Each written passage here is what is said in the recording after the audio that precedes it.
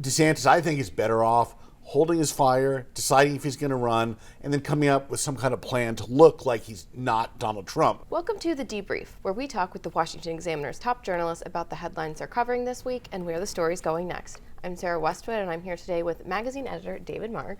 David, the 2024 presidential primary on the Republican side is already pretty much underway. Yeah. Florida Governor Ron DeSantis is really being hyped up as the potential frontrunner next to Trump. Do you think there's a chance, though, that he could be Scott Walker, that he could be sort of not live up to the hype once he finally runs?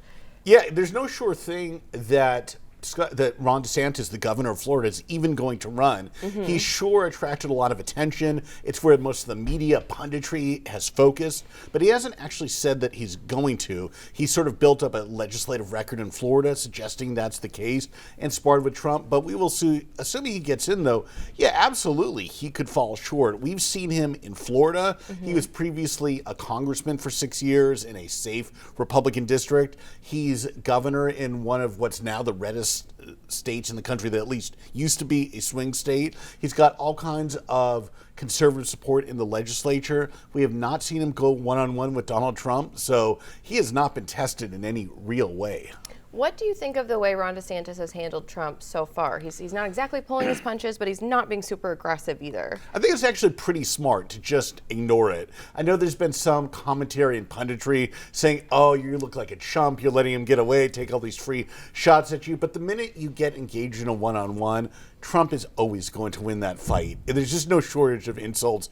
DeSantis, I think, is better off holding his fire, deciding if he's going to run, and then coming up with some kind of plan to look like he's not Donald Trump. Whether that's feasible and plausible or not remains to be seen. Mike Pompeo, former Secretary of State, has been pretty open about the fact that he is considering a presidential run.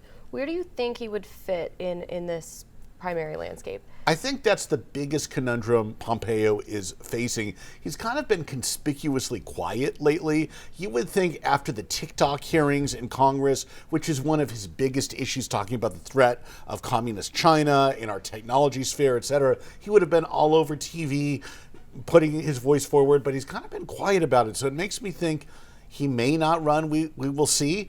He would face a lot of the same challenges as, say, former Vice President Mike Pence or a declared candidate, Nikki Haley, the former UN ambassador in the Trump administration, that same kind of lane of establishment Republican running against their own boss. I've never thought he was the most charismatic guy in terms of being a retail candidate. He'd only been a congressman in Kansas, so no decisions there, but it would not shock me if he bowed out. One Republican who's not being quiet right now is Christie, is sort of making noise about running. Why? Lack of a better It's a good question. In New Hampshire, when he ran in 2016, he came in 6th and dropped out after that, of course, endorsed Donald Trump, which was one of the big establishment endorsements at the time that put Trump on the road to being the nominee.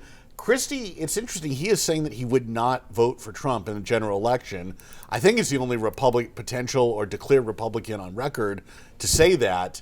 I don't know what constituency he has. It seems like his time really was in 2012, so more than a decade ago when he was actually early on in his governorship of New Jersey. I think he just missed his chance back then.